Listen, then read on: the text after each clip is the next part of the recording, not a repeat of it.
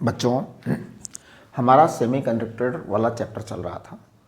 उसमें हमने PN junction diode बना लिया था। पीएन जंक्शन डायोड में हमने पढ़ाई करी थी कि अगर डिप्लेशन लेयर चौड़ा हो जाए, ब्रॉड हो जाए तो करंट फ्लो डिफ़िकल्ट हो जाएगा, और अगर डिप्लेशन लेयर सिकुड़ जाए तो करंट फ्लो बढ़ जाएगा, है ना, इजी हो जाएगा। तो देखिए, अब हम बात कर रहे हैं पीएन जंक्शन की बायस, है ना। तो two biases of PN junction. देखिए, सबसे पहली बात मैं कर रहा हूं फॉरवर्ड बायस की, है ना। तो देखो, number 1 forward bias, it is very easy. देखो क्या होता है, फॉरवर्ड बायस में हम पी को पॉजिटिव टर्मिनल से जोड़ते हैं और एन को नेगेटिव टर्मिनल से जोड़ते हैं। एक पीएन क्रिस्टल है, पीएन क्रिस्टल हमने बनाया, नेचुरल है। यहाँ पे हमारी जंक्शन लेयर होगी, जंक्शन लेयर होगी। जंक्शन लेयर के इस साइड में यहाँ पॉजिटिव होल्स होंगे, यहाँ पर नेगेटिव इलेक्ट्रॉन्स होंगे। आपका ये पी क्रिस्टल है, ये एन क्रिस्टल है। आप इसको यहाँ से जो है ना पी क्रिस्टल से पॉजिटिव से जोड़ेंगे, बैटरी के पॉजिटिव टर्मिनल से, इधर नेगेटिव टर्मिनल से जोड़ेंगे। आप समझिए क्या होने वाला है।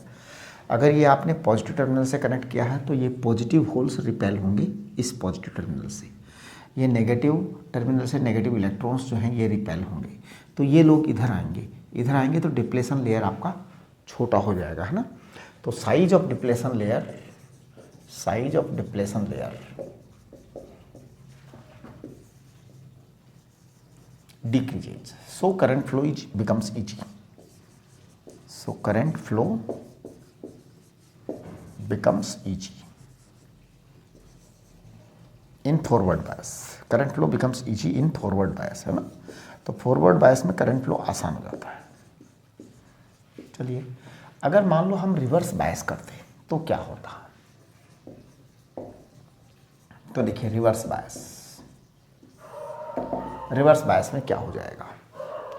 रिवर्स बायस में क्या होगा कि ये आपका पीएन जंक्शन तो ऐसे रहेगा, है ना। हम बैटरी को उल्टा लगाएंगे, यानी कि पी को हम उससे लगाएंगे एन से, और उसको लगाएंगे उससे। तो देखो क्या होने वाला है, ये आपके होल्स हैं, ये आपकी बैटरी का नेगेटिव टर्मिनल है, और ये आपकी बैटरी का पॉजिटिव टर्मिनल है। अब देखो, ये नेगेटिव टर्मिनल, ये पॉजिटिव टर्मिनल। ये नेगेटिव टर्मिनल जो है होल्स को इधर की तरफ कलेक्ट करेगा, तो यानी कि इधर बढ़ेंगे सारे के सारे। ये जो पॉजिटिव टर्मिनल है वो इलेक्ट्रॉन्स को उधर कलेक्ट करेगा, यानी उधर बढ़ेंगे। तो size of depletion layer will increase.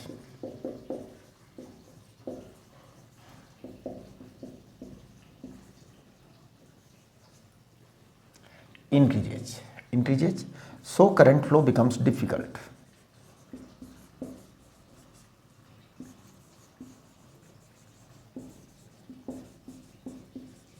Difficult हो जाएगा करंट फ्लो, बहुत डिफ़िकल्ट हो जाएगा करंट फ्लो, है ना। तो यानी कि फॉरवर्ड बायस में जो है ना करंट फ्लो इजी होता है, इजी होता है, और जो रिवर्स बायस है उसमें करंट फ्लो बड़ा डिफ़िकल्ट हो जाता है ना। तो देखिए,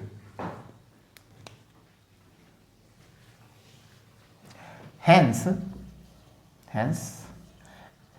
easy current flow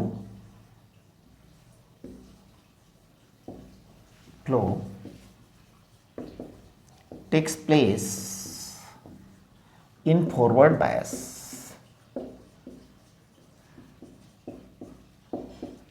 Easy current flow takes place in forward bias, and a very difficult current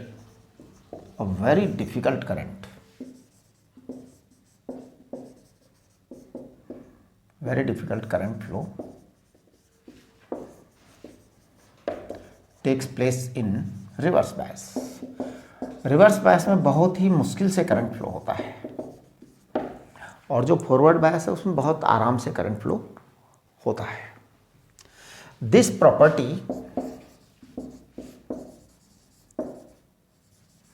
property of PN junction is used in rectification rectification, what is the rectification मतलब, देखो मैं बताता हूँ। रेक्टिफिकेशन का मतलब होता है, rectification means to convert AC signal into DC signal, है ना, ऑल्टरनेटिंग करंट सिग्नल को डायरेक्ट करंट सिग्नल में कन्वर्ट करना है। Rectification to convert AC signal into DC signal,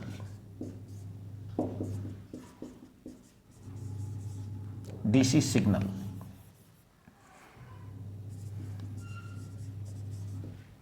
DC signal, ठीक है। तो to convert AC signal into DC signal, इसको हम रेक्टिफिकेशन कहते हैं, है ना। तो देखिए कैसे होगा वो मैं बताता हूँ आपको। सबसे वो चलिए रेक्टिफिकेशन की बात तो हम करेंगे, लेकिन उससे पहले मैं एक बार जरा इसका कैरेक्टरिस्टिक कर्व ड्रॉ करता हूँ, है ना। तो देखो characteristic curve of PN junction,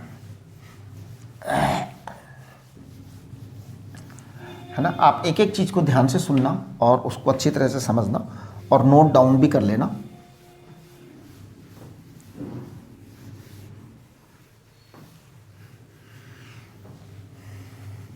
देखिए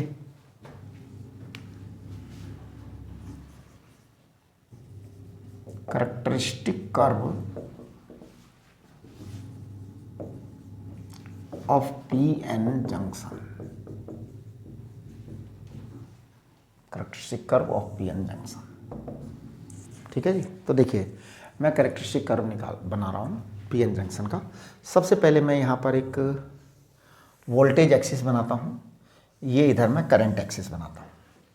इसको मैं कहूँगा प्लस आई, इसे मैं कहूँगा प्लस वी, इसे मैं कहूँगा माइनस वी, इसे मैं कहूँगा माइनस आई, है ना, माइनस आई। अब आप थोड़ा सा ध्यान दीजिए, इस साइड को मैं कहता हूँ फॉरवर्ड बायस, फॉरवर्ड बायस, है ना। इस साइड को मैं कहता हूँ रिवर्स बायस, बैकवर्ड बायस, इसको बैकवर्ड बायस भी कहते हैं कभी कभी, है ना। रिवर्स बायस को हम बैकवर्ड बायस भी कहते हैं। ये इस साइड में है ना वोल्टेज, इसकी जो वोल्ट होती है इसको मैं वोल्ट्स में मेजर करता हूँ, that is the simple unit. ये जो रिवर्स बायस वाला वोल्ट होता है इसको हम किलो वोल्ट में मेजर करते हैं, क्योंकि जो जनरल वोल्ट होता है ना उस पर तो कोई असर ही नहीं पड़ता उस पर, है ना। हाँ, तो किलो वोल्ट में लेते हैं, किलो वोल्ट में लेते हैं तो थोड़ा थोड़ा करंट बहता है, राइट। इसको हम जो करंट है इसको हम मिली एम्पियर में मेजर करते हैं, और ये जो करंट है इसको हम माइक्रो एम्पियर में मेजर करते हैं, रिवर्स बायस वाले करंट को। तो आप देखिए कितना भारी काम हो गया। इसे हमने वोल्ट में मेजर किया, उसको किलो वोल्ट में मेजर किया, इसको माइक्रो एम्पियर में मेजर किया, उसको मिली एम्पियर में मेजर किया, है ना। हाँ, अब देखिए क्या होता है कि फॉरवर्ड बायस में जब हम इसके ऊपर वोल्टेज जीरो होता है तो जीरो वोल्टेज में कोई करंट नहीं बहता, जीरो वोल्टेज पर कोई करंट नहीं बहता। फिर जब हम धीरे धीरे करके वोल्टेज बढ़ाते हैं, वोल्टेज बढ़ाते हैं, वोल्टेज बढ़ाते हैं तो करंट बढ़ता है, बढ़ रहा है, बढ़ रहा है, इजीली करंट बहता है, बढ़ता है, बढ़ता है, बढ़ता है, बढ़ता है। फिर एक लिमिट के बाद में ये कांस्टेंट हो जाता है, मतलब ये इसे सैचुरेशन स्टेट कहते हैं।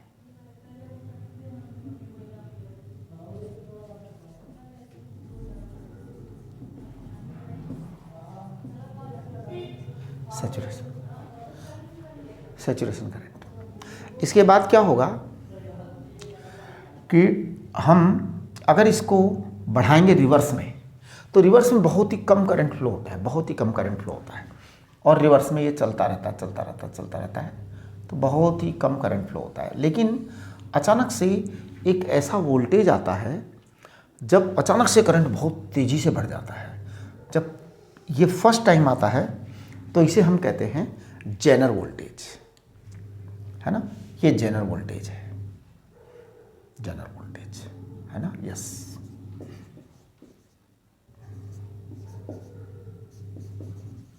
अचानक से करंट बढ़ जाता है। अच्छा, अगर हम फिर भी बढ़ाते जाए इसकी वैल्यू तो एक सिचुएशन और बनती है, अगर हम इसके बाद भी बढ़ाते जाते हैं तो एक सिचुएशन और बनती है, इसे कहते हैं एवलांस ब्रेकडाउन, है ना। ये दोनों अलग अलग चीज़ें हैं, मैं समझाता हूँ ये क्या क्या है। एवलांस ब्रेकडाउन, इनका क्या मतलब है वो मैं बता देता हूँ। देखो क्या होता है कि फॉरवर्ड बायस में तो हमें कोई प्रॉब्लम ही नहीं है, है ना। आपने जैसे ही वोल्टेज बढ़ाया करंट बढ़ता चला गया। लेकिन जो ये जो रिवर्स बायस है इसके अंदर क्या होता है कि जब हम वोल्टेज बढ़ाते हैं तो वोल्टेज बढ़ाते बढ़ाते, क्योंकि डिप्लेशन लेयर की साइज बढ़ती चली जाती है ना। तो देखिए हम बात कर रहे हैं रिवर्स बायस के लिए। In reverse bias on increasing voltage,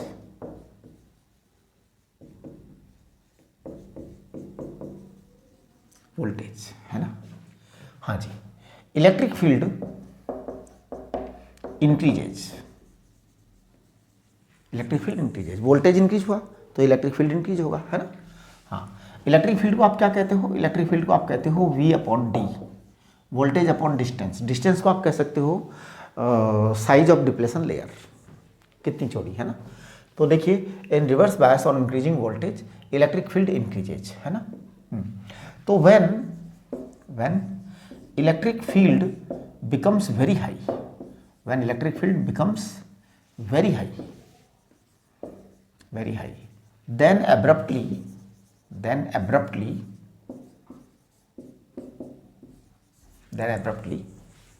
very high current flows, then apparently एक मिनट रुको, then apparently covalent bonds in depletion layer covalent bonds in depletion layer start breaking, टूटने लग जाते हैं, start breaking, and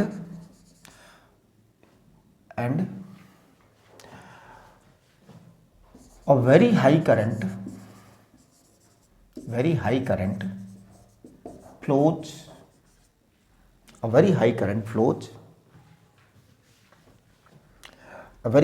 flows, through the PN junction.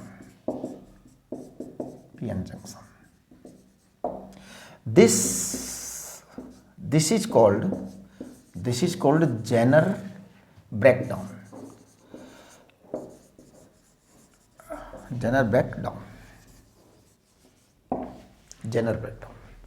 है ना। This Zener breakdown is reversible.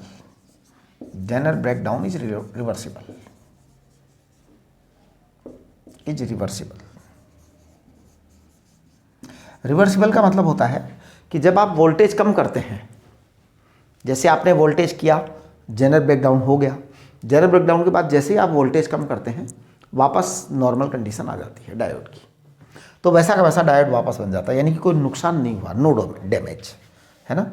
No damage takes place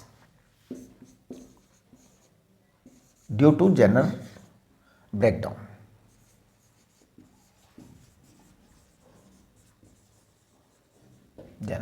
Jenner breakdown में कोई damage नहीं होता है, यानी आपने क्या किया कि रिवर्स बायस में वोल्टेज बढ़ाया, तो जैसे आप वोल्टेज बढ़ाते रहेंगे तो क्या होगा, एक सीमा तक आकर के, एक लिमिट तक आकर के वो बढ़ता रहेगा, लेकिन फिर अचानक से बहुत तेज करंट फ्लो हो जाएगा। ये बहुत तेज करंट क्यों फ्लो हुआ? ये बहुत तेज करंट इसलिए फ्लो हुआ कि जो डिप्लेशन लेयर में कोवेलेंट बॉन्ड थे वो टूटने लग गए, और वो टूट करके बहुत सारे फ्री इलेक्ट्रॉन्स अचानक से क्रिएट हो गए, और उन फ्री इलेक्ट्रॉन्स ने क्या किया, करंट फ्लो कर दिया, हाई करंट फ्लो हो गया, राइट।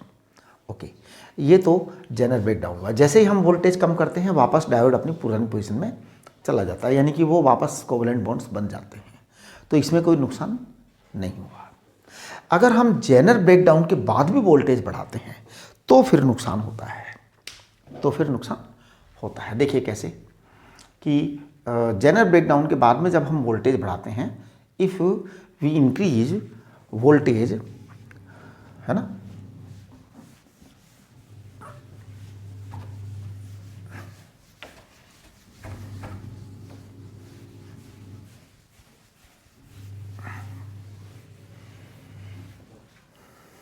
ध्यान दो, if we further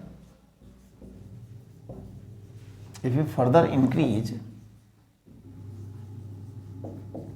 voltage after Zener breakdown,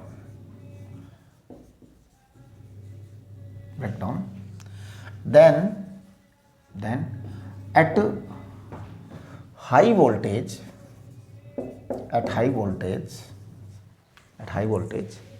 है ना, electrons get thermal energy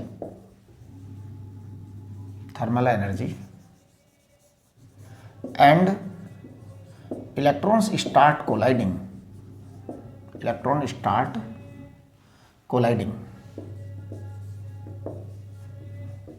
with the atoms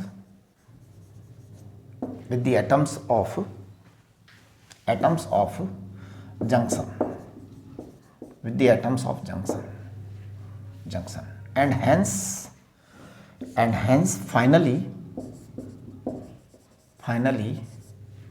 more electrons are ejected out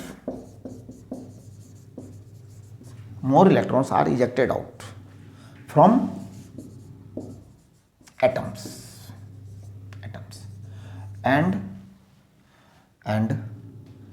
the depletion layer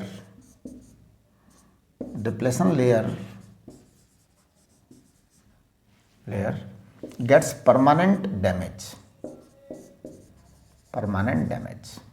फिर ये रिवर्सिबल नहीं होता, permanent damage. Depletion layer gets permanent damage. This is called avalanche breakdown. तो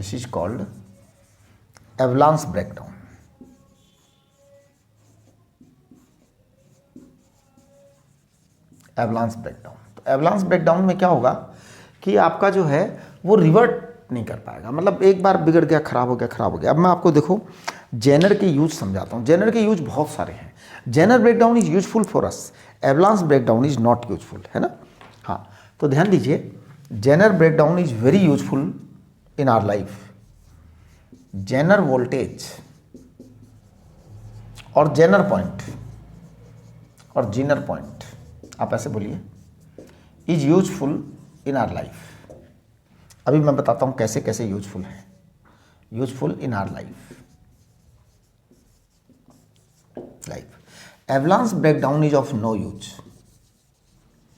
Avalanche breakdown is damage. हमारा नुकसान ही है, वो तो पूरा का पूरा नुकसान है. तो देखिए मैं बताता हूँ जेनर ब्रेकडाउन का यूज कैसे होता है और किस तरह से हम जेनर ब्रेकडाउन को यूज में ले सकते हैं. तो वो देखिए, बहुत ज़्यादा यूज होता है ये ऑन ऑफ स्विच में. तो जैसे मान लो आपके रिवर्स बायस चला, रिवर्स बायस एक लिमिट से ज़्यादा गया, तो एक लिमिट से ज़्यादा होते ही एकदम से जो है ना करंट तेज फ्लो होता है. तो ऐसा मैकेनिकल अरेंजमेंट होता है कि सर्किट ऑफ हो जाता है ना.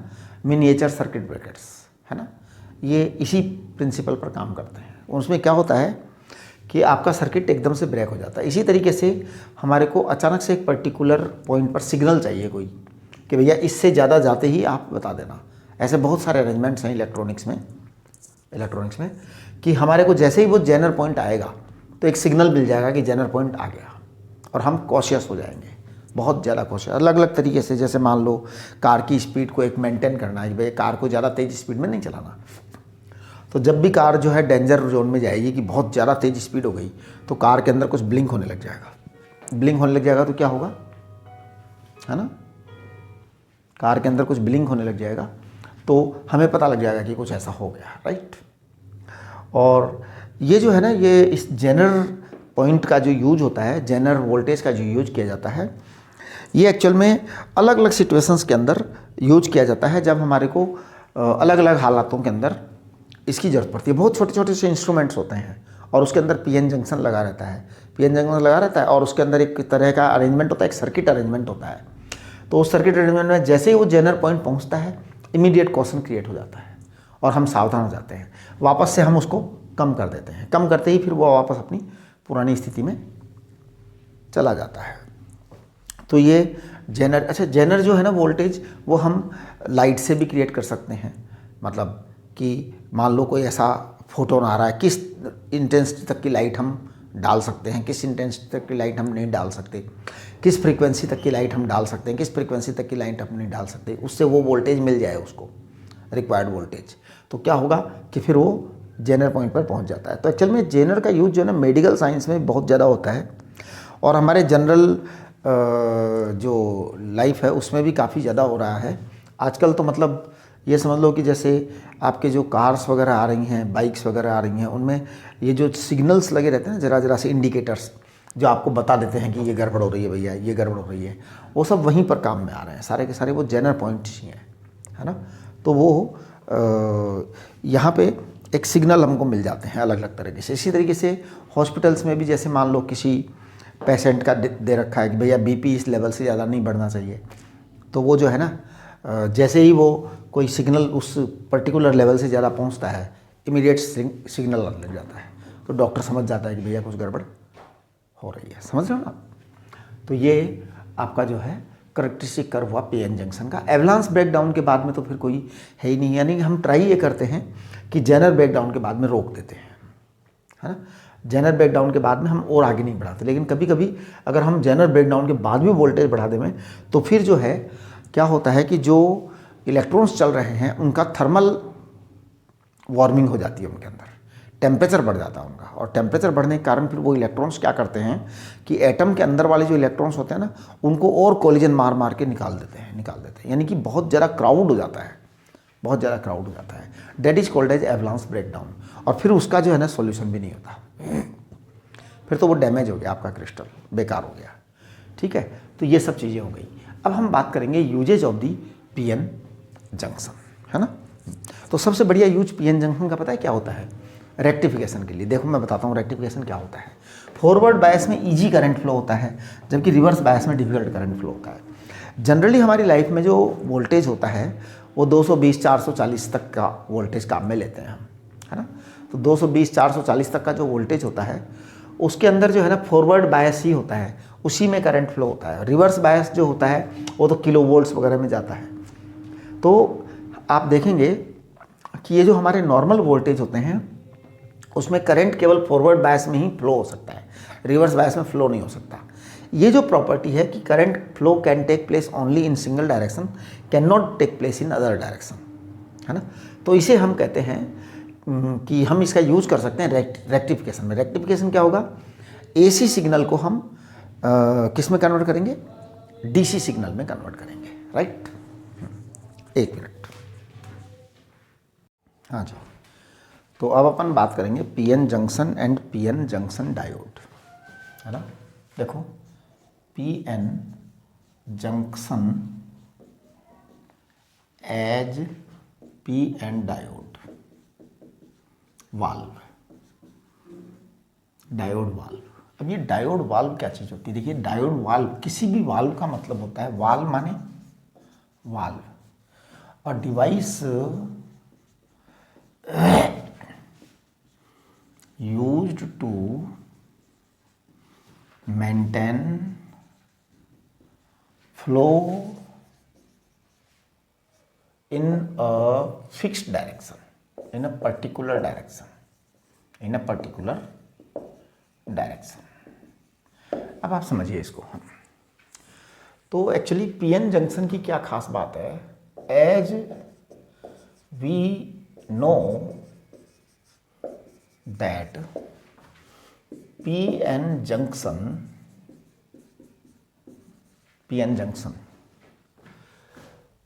है ना, PN junction flows current in forward direction, forward direction का मतलब क्या होता है? PN डायरेक्शन, है ना, forward direction, that is P2N direction, P2N for normal voltage range, जो कि हमारी लाइफ में नॉर्मल वोल्टेज होता है ना, उसके लिए ये फ्लो होता है। But for normal voltage range, for normal voltage no current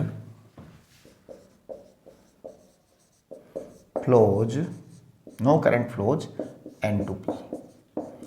N2P। तो ध्यान दो, आप जैसे अगर मान लो ये PN जंक्शन है, PN जंक्शन है तो ये आपका जैसे डिप्लेशन लेयर है ना।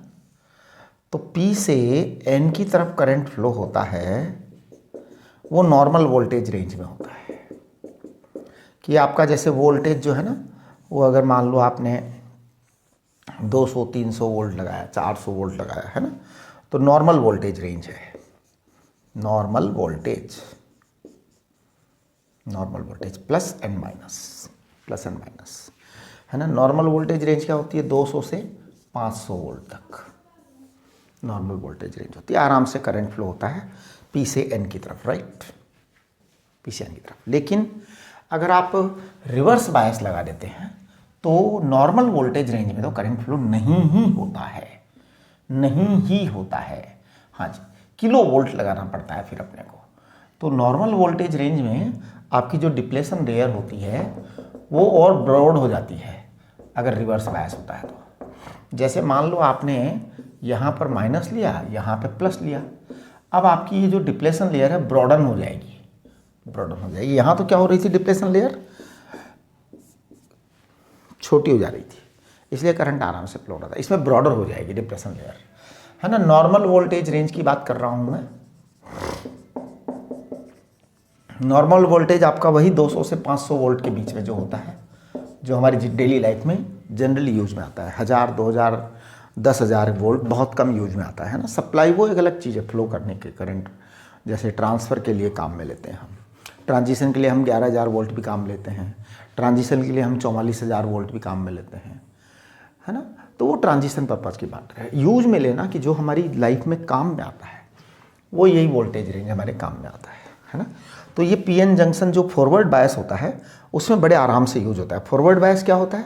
फॉरवर्ड बायस होता है P पॉजिटिव और N नेगेटिव। हमेशा फॉरवर्ड बायस का मतलब यही होता है। फॉरवर्ड बायस का मतलब P positive N negative terminal से कनेक्ट करते हैं, है ना। हाँ, रिवर्स बायस का मतलब हमेशा यही होता है। रिवर्स बायस का मतलब हमेशा यही होता है कि आप क्या करते हैं, इसको N को पॉजिटिव से और P को नेगेटिव से कनेक्ट करते हैं। तो ये आपका रिवर्स बायस होता है। रिवर्स बायस में current flow is very very difficult, है ना। तो करंट फ्लो बहुत ज़्यादा डिफिकल्ट होता है। एक मिनट, ठीक है। तो आप देखिए ये जो प्रॉपर्टी है ना, इसका यूज हम करते हैं। तो this property of PN junction, this property of PN junction is used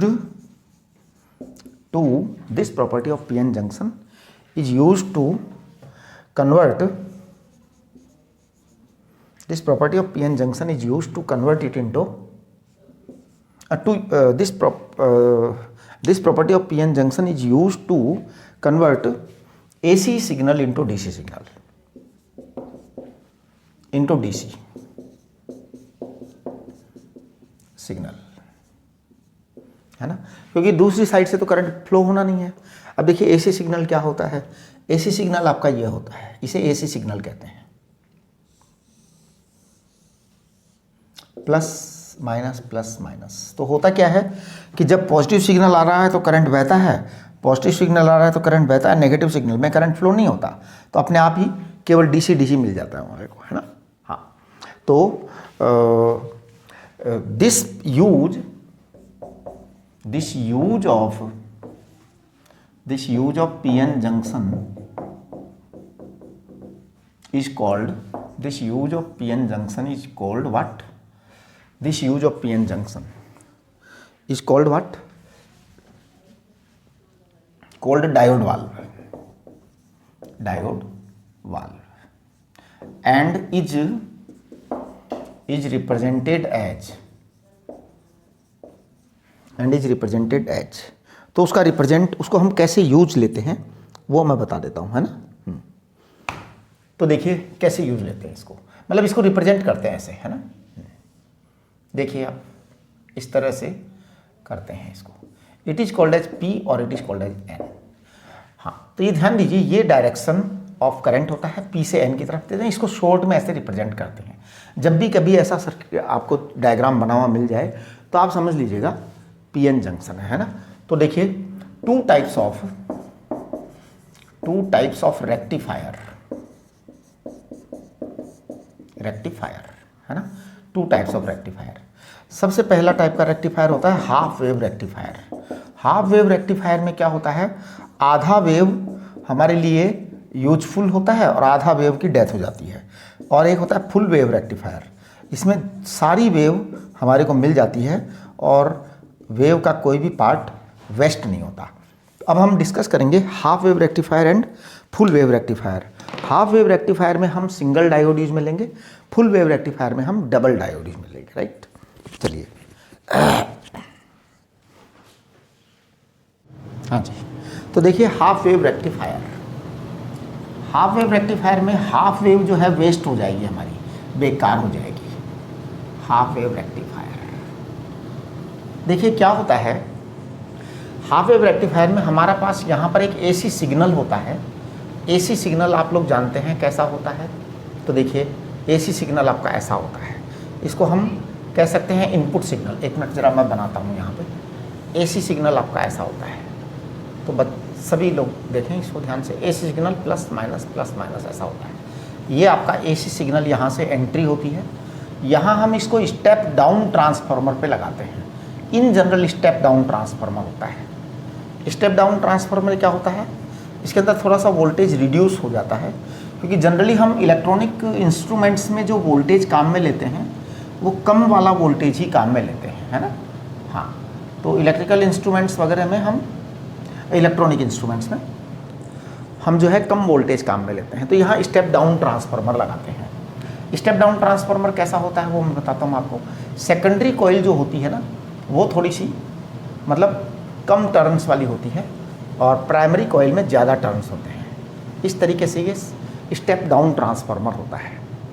primary coil में ज़्यादा टर्न, सेकेंडरी कॉइल में कम टर्न, तो ये क्या होता है, स्टेप डाउन ट्रांसफार्मर होता है ये, राइट। कोई ज़रूरी नहीं है, कभी कभी ऐसा भी कर देते हैं आवश्यकता के अनुसार कि हमें अगर वोल्टेज इंक्रीज करना होता है तो हम स्टेप अप भी लगा सकते हैं। यानी कोई नियम नहीं बना हुआ है कि हम स्टेप डाउन ही लगाएंगे, लेकिन 90% केसेज में जो हमारी लाइफ में यूज़ होता है वो स्टेप डाउन यूज होता है। किसी किसी स्पेसिफिक केस में, किसी इंडस्ट्री में या कहीं किसी प्रोडक्शन यूनिट के अंदर स्टेप अप काम में लिया जा सकता है ना, वो एज पर रिक्वायरमेंट है।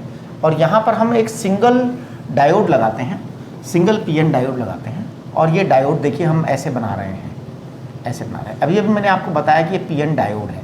फिर यहाँ पर मैं लोड रेजिस्टेंस लगा देता हूँ, इसे लोड रेजिस्टेंस कहते हैं, RL load resistance. Load resistance क्या होता है, आउटपुट यूनिट होती है जहाँ हमें इसको यूज में लेना होता है, लोड रेजिस्टेंस। अब आप इस बात को समझिए, इसे हम आउटपुट कहते हैं, यहाँ पर आउटपुट मिलता है जी। तो ये जो आउटपुट सिग्नल है ना वो यहाँ आता है, और आउटपुट सिग्नल पता है कैसा होता है, आउटपुट सिग्नल जो आता है यहाँ पर, आउटपुट सिग्नल जो आता है ना यहाँ पर, वो ऐसा होता है, आधी वेव आती है और आधी वेव की नमस्ते हो जाती है। इस तरह से देखिए कैसे होता है, ये काम हो कैसे जाता है मैं बता रहा हूँ। ये एसी सिग्नल है, हमने एसी सिग्नल अप्लाई किया, तो एसी सिग्नल क्या होता है, आधे टाइम के लिए ये पॉजिटिव सिग्नल होता है और इधर नेगेटिव होता है। फिर नेक्स्ट हाफ के लिए इधर नेगेटिव होता है, इधर पॉजिटिव हो जाता है। फिर नेक्स्ट हाफ के लिए इधर पॉजिटिव होता है, इधर नेगेटिव होता है। फिर नेक्स्ट हाफ के लिए इधर नेगेटिव, इधर पॉजिटिव। एसी सिग्नल का मतलब यही होता है कि एक टर्मिनल एक टाइम पॉजिटिव होता है, उस समय दूसरा नेगेटिव होता है, फिर दूसरा नेगेटिव होता है, पॉजिटिव होता है, वो पॉजिटिव होता है, वो नेगेटिव होता है, वो नेगेटिव होता है, वो पॉजिटिव होता है। इस तरह से होता है ये। जब ये पॉजिटिव होता है तो इधर से करंट फ्लो होता है, करंट फ्लो होता है यहाँ तक, करेक्ट। जब ये पॉजिटिव हो जाता है तो सिग्नल इधर आ जाता है। अब इधर वाले सिग्नल में क्या होता है कि ये डायोड रिवर्स बायस में हो जाता है। ध्यान दो, अगर इधर पॉजिटिव आता है तो ये डायोड रिवर्स बायस में हो जाता है। रिवर्स बायस में होने के कारण कुछ भी नहीं बहता, जीरो करंट। फिर ये वापस थोड़ी देर बाद में जब ये नेगेटिव है तो इधर नहीं बहेगा, फिर पॉजिटिव है फिर करंट बहेगा, फिर नेगेटिव है फिर नहीं बहेगा। इधर से तो करंट बहने का सवाल ही पैदा नहीं होता क्योंकि रिवर्स बायस हो जाएगा तो करंट नहीं बहेगा। इसे हाफ वेव रेक्टिफायर कहते हैं, है ना। हाँ, this is not pure DC, this half wave rectification is not pure DC, it is not pure DC, pure DC. इसमें आधी वेव का तो हमें वैसे लॉस हो गया, प्योर डीसी भी नहीं है। प्योर डीसी कैसा होता है? प्योर डीसी आपको दिखाऊं मैं कैसा होता है।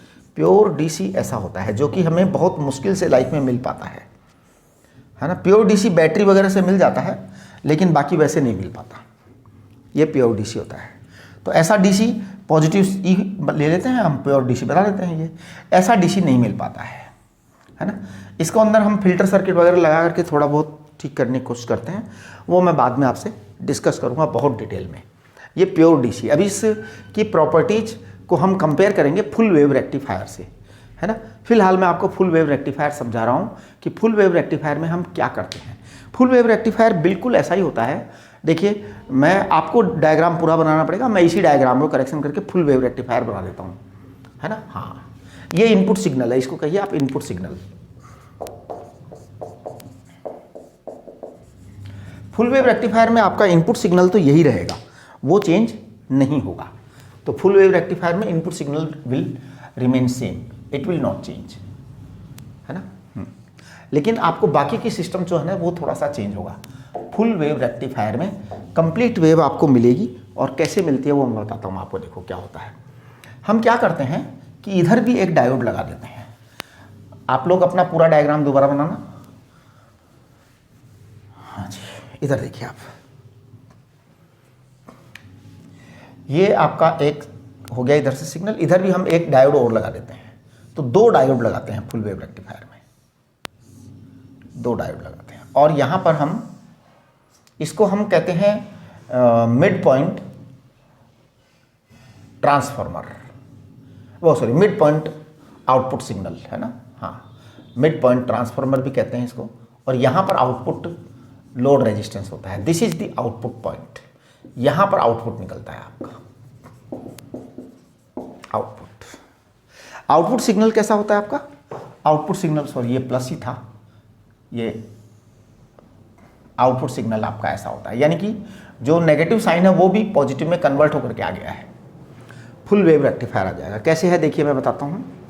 इनपुट सिग्नल में एसी है, तो जब ये प्लस है तो करंट आपका इधर से बहता है, इस डायोड में से बहता है और इधर आ जाता है करंट, राइट। आप देखिए, फिर जब ये माइनस हो जाएगा तो उधर से करंट नहीं बहेगा, इधर से उस समय नहीं बहेगा जब माइनस, जब वो माइनस होगा तो इधर से प्लस होगा। अब आपका करंट इधर से फ्लो होगा, इधर से करंट फ्लो होगा, फिर आपके इधर आ जाएगा। फिर क्या होगा, ये माइनस हो जाएगा तो इधर से नहीं होगा, फिर तब तक वो प्लस हो जाएगा, फिर उधर से फ्लो होगा। फिर आपका उधर माइनस हो जाएगा, नहीं होगा, फिर इधर से फ्लो होगा। यानी कि क्या होगा, आधे साइकिल में करंट इधर से फ्लो होगा और आधे साइकिल में करंट इधर से फ्लो होगा, फिर अगले आधे साइकिल में उधर से फ्लो होगा, फिर आधे साइकिल में इधर से फ्लो होगा। कुल मिलाकर ये रिजल्ट निकलेगा कि आपका आउटपुट सिग्नल ऐसा मिलता जाएगा। It will be not pure DC, yes, ये भी प्योर डीसी नहीं है। प्योर डीसी तो आपका एकदम स्ट्रेट होता है ऐसा, तो ऐसा तो नहीं है ना। इसमें भी हम फिल्टर सर्किट वगैरह लगा करके प्योर डीसी इसको बना सकते हैं, प्योर डीसी इसको बना सकते हैं। अगले लेक्चर में हम आपसे डिस्कस करेंगे full wave rectifier and half wave rectifier में क्या डिफरेंस है, तो that we will do, right. Okay.